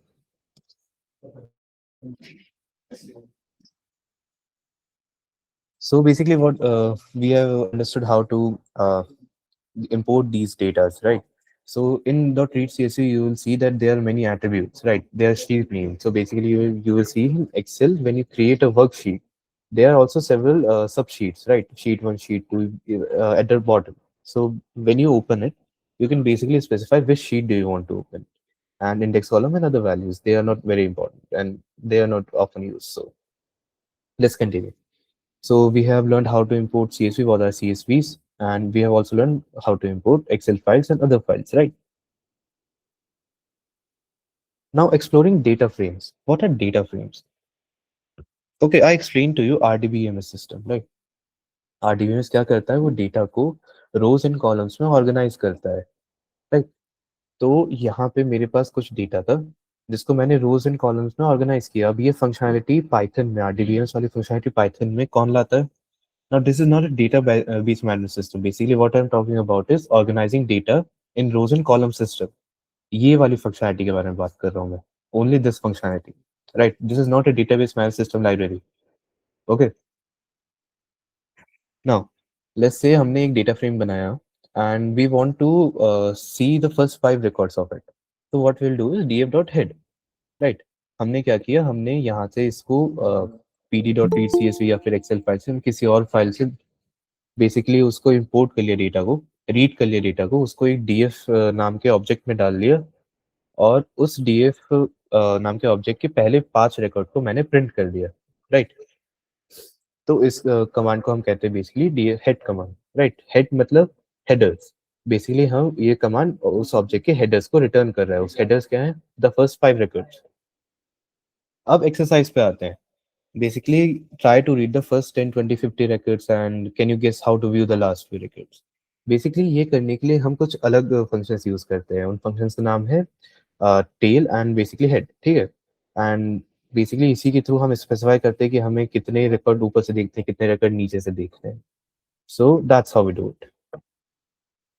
अब जो data frames होते हैं डीबीएमएस में, जैसे अब हर कॉलम का एक डेटा टाइप पहले से डिफाइंड होता है। अगर मैं स्ट्रिंग टाइप के कॉलम बना रहा हूँ तो मैं बेसिकली उसमें इंटीजर नहीं डाल सकता, है ना। तो सेम चीज होती है पांडास में भी। अगर हम एक स्ट्रिंग टाइप का बना रहे हैं तो हम उसमें इंटीजर नहीं डाल सकते। मैं एक इंटीजर टाइप का बना रहा हूँ तो मैं उसमें स्ट्रिंग नहीं डाल सकता। They are very constraint. Constraint क्यों होते हैं? क्योंकि हमें इन्हीं डेटा फ्रेम्स पे साइंटिफिक कैलकुलेशन अप्लाई करनी होती है, इन्हीं से ग्राफ प्लॉट करने रहते हैं। So we cannot mix data, है ना। और इसी में आता है एरेज का कंसेप्ट, कि एक कॉलम में सिर्फ एक ही टाइप का डेटा हो, right. So that's how we basically, ये तीनों इंटीग्रेटेड ऐसे ही होते हैं, right. For data visualization we basically use matplotlib for arrays, and dealing with arrays we use numpy, scientific calculation, and we use pandas to create data frames ताकि इन data को organize कर सके, इन डेटा को फर्दर प्रोसेसिंग के लिए pass on कर सकते, right. So what kind of data types are there? Object. अब इसका नेटिव पाइथन का एक एग्जांपल होगा string, right. And int 64 is integer, float 64 is float, date time 64, and time delta base. Okay, there doesn't exist a native data, Python data type for date time and time delta. But if you have listened, there is a module, default module, date time. What basically date time does is it is used to process date time kind of strings or objects, right? So basically अगर ये उसी के लिए use होता है पूरा, right. सो उसका equivalent है ये पाइथन में। Now data frame data types. So मान लीजिए अगर एक डेटा फ्रेम है, उसमें मैंने सैलरी नाम का एक रिकॉर्ड है, एक कॉलम है। अब मैं चाहता हूँ कि मैं उसका डेटा टाइप निकाल लूँ, तो मैं ये कैसे करूँगा? बेसिकली मैं यहाँ पे कमांड यूज करूंगा डी टाइप, ओके। मैं पहले उसको रेफरेंस करूंगा, राइट। पहले मेरे को उस कॉलम को फेच करना पड़ेगा, तभी मैं उस कॉलम पे कोई फंक्शन लगा पाऊंगा, राइट। तो मैंने लिखा df salary dot D type, and basically it will return me this type of object, right? D type int 64. This is a kind of object. Same we can do is, if we want to check for all columns, instead of fetching that column, instead of accessing that column, what we can do is we can call this D type function on all of the data frame. Okay, so we will write df.dtype. So basically, अगर rank होगी, rank is an object, discipline is an object, PhD is an integer 64 type data type column, service is an integer 64 data type column, sex is an object data type, ठीक है, and salary is again an integer 64. Okay, so it will return all of these. And data frame attributes, okay. So basically हमने अभी सीखा था कि dot data basically अगर है list the types of columns, columns क्या करें, लिस्ट द कॉलम नेम्स। अगर मैं देखता हूँ df डॉट कॉलम्स, तो basically it will return name of all the column and access. तो बेसिकली ये एट्रीब्यूट टाइप्स है, ठीक है। df डॉट एक्सेस बेसिकली ये क्या कर रहे हैं, ये लिस्ट, ये different kind of functions perform कर रहे हैं। Like access will do list, it will list the row labels and column names, and then will do number of dimensions. Number of dimensions is basically कि वो एक 2D data type है, 3D data type है, या फिर उसमें उससे ज़्यादा dimensions या फिर rank है, right? This will be more easily understood when we study NumPy ranks, right? Sorry. And then we can do size, number of elements that are present in a data frame, and the shape.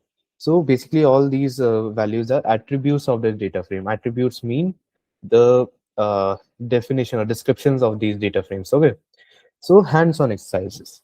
Find how many records this data frame has. So basically, we have a function for that. It is count. Okay, see here, head and tail. Basically, what we do is first and last in rows, right? So you would have remembered that question. Basically, what we wanted to do is we wanted to fetch 10, 25, or 50 first records. So what we would have done is we would have done df.head, and then we would have specified the number. So let's say if I wanted 10, so I would have written head 10. And let's say I wanted last 5. Okay, so I would have written df.tail 5. Okay, so it would have returned me the last 5 rows. Now I can do df.describe. It will describe me, give me the description of the column, right? Basically, what will describe? It will describe statistics, the mean, the mode, the average, and other things. It will give me the average of that. It will give me the data of that. Okay, and we can also do max min. Basically, if the common is a column is of numeric type, integer or something, right? We can perform max min on that. It will return me that. We can also perform mean, median, and other things, and standard deviation. Okay, so we can also find standard deviation on the column. Basically, as I told you, data frames are basically used to create tables, and on those tables, basically we can perform operations related to data analysis and data science. Okay, okay. So one more thing, I told you that we can fetch the column, right? But there are two ways to do so, right? As you can see in the method one, there's df discipline. So we are basically saying this is data frame, access the or fetch the discipline attribute or the discipline column of that data frame. But there's another way. We can simply write df.discipline as well. But there's a catch. Let's say we have a column by the name of rank. Now there's a default attribute, a function of df data frames by a pandas data frame, whose name is also rank. So basically, we cannot say df.rank for that. Even we have a column by the name of rank in the data frame. तो हम वहाँ पे क्या करेंगे, हम वहाँ पे basically यहाँ पे इस मेथड को यूज करेंगे. That's why this method is commonly used, क्योंकि basically it will avoid any kind of error, right? That's that. Otherwise both methods can be used. And data frame group by method. Okay, so group by method, what it is actually doing, right? Let's say कि मेरे पास एक record है ना, उसमें company employees का record है basically. तो उसमें कुछ, मान लीजिए बेनेट की अपने फैकल्टी मेंबर्स का है, राइट? तो उसमें कुछ असिस्टेंट प्रोफेसर होंगे, कुछ प्रोफेसर होंगे, कुछ कोई और रैंक पे होंगे, राइट? सो बेसिकली मैं क्या कह रहा हूँ कि उनकी कुछ सैलरी होगी. तो मैं ग्रुप बाय मेथड को क्या बोल रहा हूँ कि इन सारे अलग अलग रैंक के लोगों को ग्रुप कर दो. मतलब जो असिस्टेंट प्रोफेसर हैं उन सबको ग्रुप कर दो, उनकी एवरेज सैलरी और वो सब निकाल दो, राइट? और बेसिकली उनके जितने भी जैसे सर्विस ईयर्स ऑफ सर्विस है उनको भी एवरेज निकाल दो. सो बेसिकली वो क्या करेगा, वो इन सभी रैंक्स को, इन सभी कैटेगराइज करेगा, उनके फिर एवरेज निकालेगा वो उन बाकी कॉलम्स के. So as you can see here, see here. Okay, so associate professor, assistant professor, professor, say PhD, service and salary.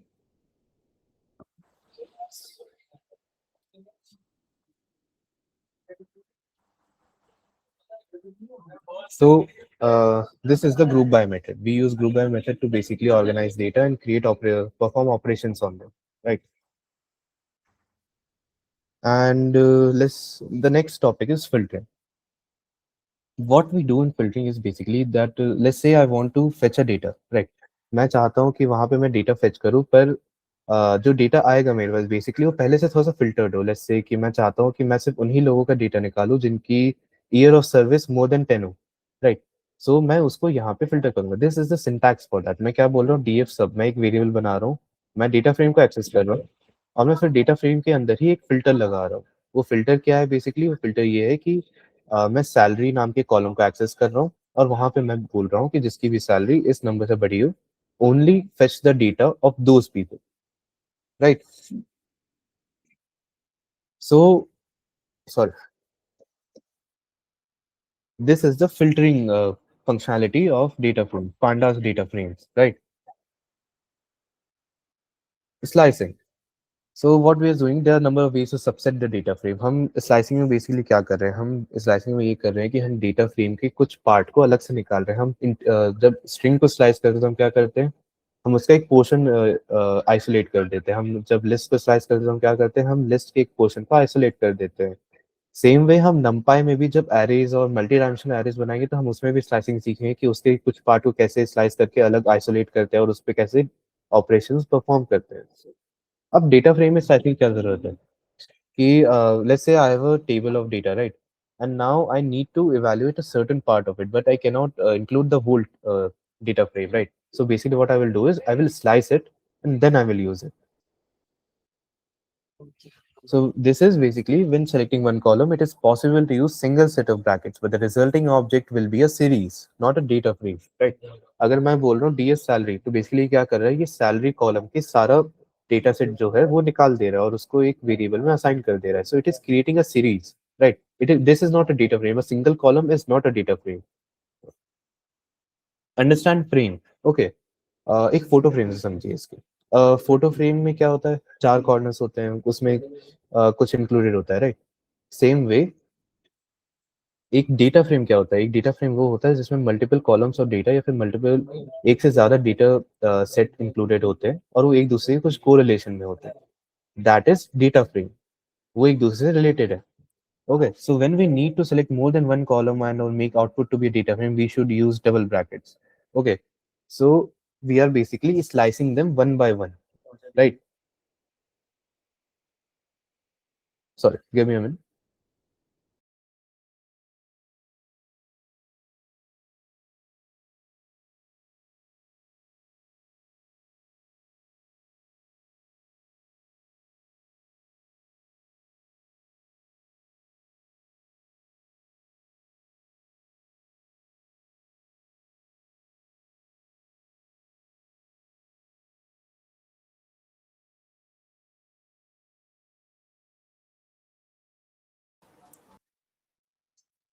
Okay, good to be back.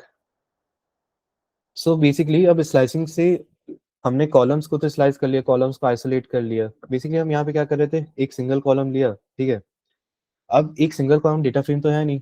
अब डेटा फ्रेम के ऑपरेशंस कंडक्ट करने के लिए बेसिकली हमें क्या चाहिए, data frame के operations conduct करने के लिए बेसिकली हमें ये चाहिए कि मोर देन वन कॉलम्स एग्जिस्ट करें और वो कुछ एक दूसरे रिलेशन रखें. और रिलेशन नहीं रखें तो more than one column exist करें, right? So when we need to select more than one column और make the output to be data frame, we should use double bracket. और इस डबल ब्रैकेट में हम क्या कर रहे हैं, इस डबल ब्रैकेट्स में हम जो भी कॉलम हमें आइसोलेट करने हैं, मोर than one columns, keep that in mind, ठीक है. उनको हम लिख रहे हैं और उन एक से ज्यादा कॉलम्स को हम आइसोलेट कर रहे हैं, ठीक है. सेलेक्टिंग रोज. अब हमने कॉलम्स को, वो एक कॉलम को, एक से ज्यादा कॉलम को सेलेक्ट करना सीख लिया, उनको स्लाइस करना सीख लिया, right?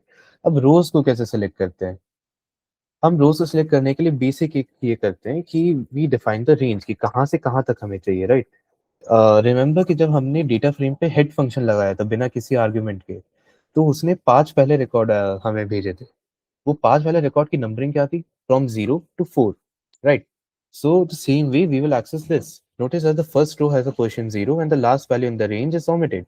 So for 0 10 range, the first 10 rows are returned with the position starting with 0 and ending with 9. तो यहाँ पे अगर मैंने 10 to 20 लिखा है तो बेसिकली ये 10th रिकॉर्ड से 19th रिकॉर्ड तक मेरे को सारे रिकॉर्ड भेज देगा. ओके. हम जैसे स्ट्रिंग में स्लाइस करते हैं, जैसे लिस्ट में स्लाइस करते हैं, same way we are slicing here, almost same syntax. So keep that in mind. Okay, so let's say if we need to select a range of rows using the labels, we can use the method lock. So lock method basically क्या कर रहा है, वो basically देखिए, filter करने के बहुत सारे तरीके होते हैं कि हमें कितने अच्छे से डेटा को फिल्टर करके एक नया डेटा फ्रेम बना पा रहे हैं. सो मान लीजिए कि हमें सिर्फ अब रोज को ही नहीं निकालना है, हमें उनके साथ कॉलम्स को भी आइसोलेट करना है. मान लीजिए मेरे पास 10 कॉलम है तो मेरे को उन 10 रोज के लिए वो 10 के 10 कॉलम नहीं चाहिए. मेरे को सिर्फ तीन, उन 10 रोज के लिए सिर्फ 3 कॉलम का डेटा चाहिए.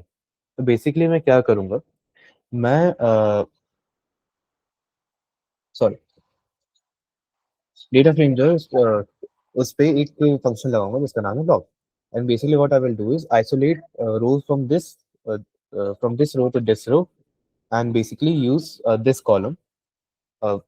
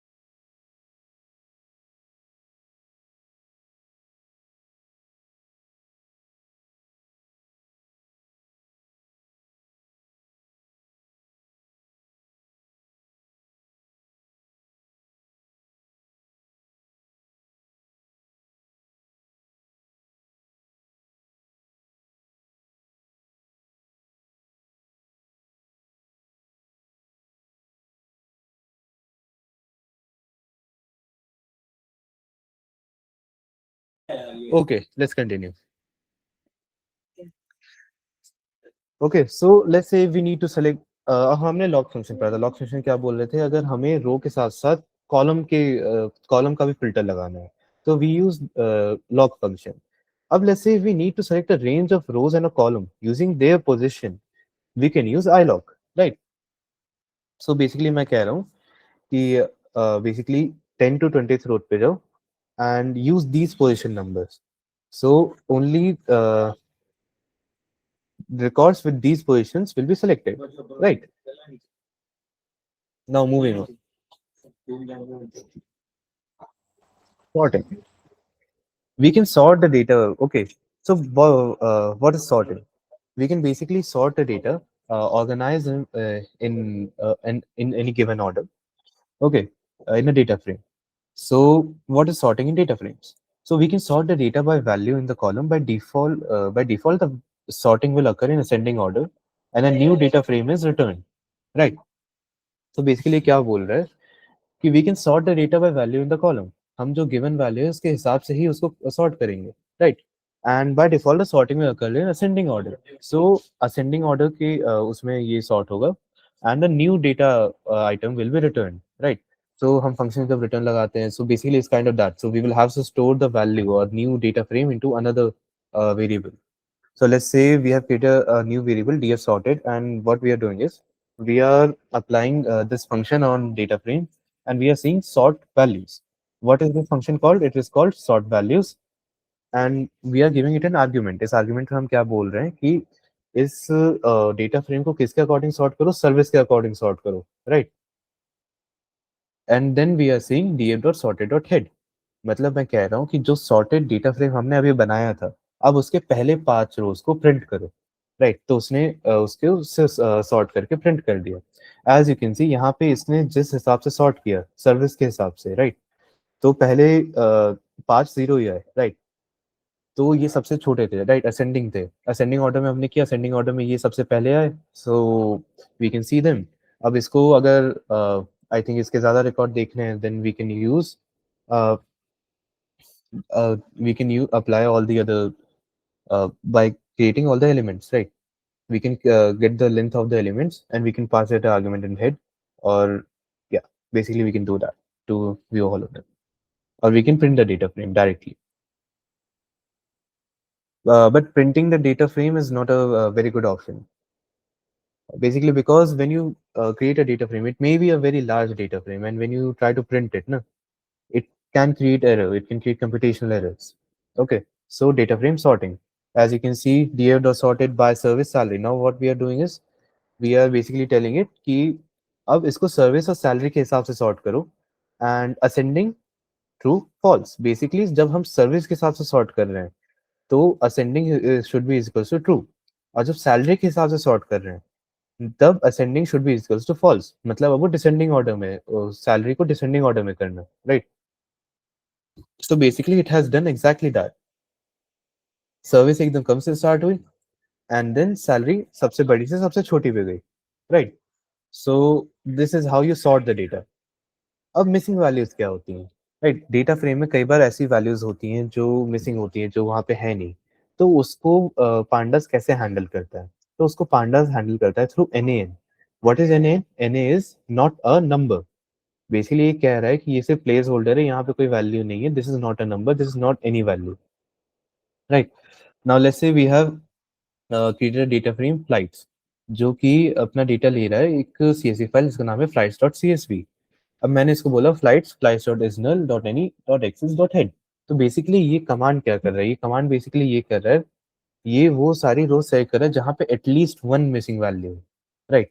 सो you have to by heart. Basically होता क्या है कि पांडास और numpy जैसी लाइब्रेरीज में एक प्रॉपर प्रोटोकॉल फॉलो होता है, right. So you can learn all those protocols and then only you can code, कि इस चीज को करने के पहले ये करना पड़ेगा, इसको करने के पहले ये करना पड़ेगा। So that is all logic building, जितना आप कोड करोगे उतना अच्छा हो जाएगा। Sorry. So as you can see in this output, okay, you can see there are many not a number values. So basically यहाँ पे क्या था, यहाँ पे values नहीं थी। So the Python जब इसने data read किया, उसने इसको not a number से substitute कर दिया। अब बाकी missing values उसके functions देखते हैं कि मिसिंग वैल्यूज के साथ डील कैसे करते हैं डेटा फ्रेम में, right. So drop any, drop missing observations, जितने भी मिसिंग ऑब्जर्वेशंस होंगे वो उसको ड्रॉप कर देगा, राइट, उस रो उसको ड्रॉप कर देगा। And drop observations where all cell is in it. Okay, so let's say some in some cells all the values are missing, so it will drop all of them. And then there's drop column, and they are all these. Okay, and then there is fill any. Fill any. What it will do is it will replace missing values with zeros or whatever you give it as an argument. And there is null and not null. Okay, what is null basically does, if the value is null, okay, it will return true. And basically not null, it will return true for non missing values. ठीक है, मतलब अगर वहां पे कोई value होगी तो वो बोल देगा दिस इज ट्रू, पर अगर वो एन पे जाएगा सो ये बोल देगा basically false, it. Okay, so aggregation functions in Python, aggregation functions basically क्या होते हैं, जब आपके पास एक कंपाइल डेटा सेट होता है, राइट, और उसको आपको जब प्रोसेस करना हो, राइट, जैसे लिस्ट है, लिस्ट एक नंबर्स की लिस्ट है, राइट। उस नंबर्स की लिस्ट पे आपको बेसिकली उसको सम करना है। तो उसको आप सम कैसे करोगे, आप उसको बेसिकली सम फंक्शन के थ्रू करोगे, right. So what it is basically a aggregation function, right. वो पूरे लिस्ट को एग्रीगेट करके उसकी एक वैल्यू निकाल रहा है। So we call these functions as aggregate function, computing a summary statistics about each group, that is compute group sums or means or compute group sizes counts, right. Have you understood what aggregation is? Because this is a very useful topic, ये हर कहीं use होता है pandas में। Okay, continue. Now, some aggregate functions are min, max, count, sum, prod, mean, median, mode, mad, standard variation, and here, all these. So what min max is do? Min will return the minimum value in the column, max will return the maximum value, count will return all the count of all the elements, sum will return the sum of all the elements. Okay, and mean, median, mode, prod, all these we will study. Right. Okay. So aggregation functions in Python. AGG methods are useful when multiple statics are computed per column. So let's say we have a data frame flights, okay, and we are isolating departure delay and ARR delay. Basically, we are isolating two columns in them, and we are applying aggregation function .agg in that. Okay, so basically, when we are applying .ag in that, what we are saying is कि इन दो column को लो, इन columns के सारे data sets को evaluate करो, और फिर ये बताओ कि उसका मिनिमम क्या है, उसका मीन क्या है, और उसका मैक्सिमम क्या है। So it has done exactly that, इसने उन दो कॉलम को लिया है, उन दो कॉलम्स की डेटास को इंटरनली इवेल्युएट किया है, और फिर उनके मिनिमम को प्रिंट किया, मीन को प्रिंट किया और मैक्सिमम को प्रिंट किया है। Okay, so this is AGG function. Basically it will do is, आप एक बार स्लाइस कर लो डेटा फ्रेम को, स्लाइस करके एक नया डेटा फ्रेम बना दो, या फिर उसी डेटा फ्रेम पे आप बेसिकली एग्रीगेट फंक्शन डाल दो और उसको कैलकुलेट करो बेसिकली। ठीक है, सो दैट्स दैट। अब यहाँ पे पढ़ते हैं डिस्क्राइब बेसिक स्टैटिस्टिक्स। बेसिकली करते क्या है कि अगर आप DF dot describe basically data frame में डिस्क्राइब लिखोगे तो वो उसका पूरा डिस्क्रिप्शन दे देगा, पूरा डेटा फ्रेम को ये इवैल्यूएट करेगा वो। मिन मैक्स क्या कर रहा है, मिनिमम या मैक्सिमम वैल्यू निकाल रहा है, mean, median, mode, arithmetic average, median and mode. Okay, you have studied all these. Var and STD क्या है, basically variance and standard deviation. You will study statistics, okay, SEM is standard error of mean. It is a very important topic in statistics and when you go towards machine learning. Okay, SQ is sample skewness. It is also very important topic in machine learning. And Curtis kurtosis. Right. Graphs to explore the data. Now, as I had told you, okay, कि हर एक basically uh, matplotlib, pandas and numpy, they are integrated with each other in some way, right? कि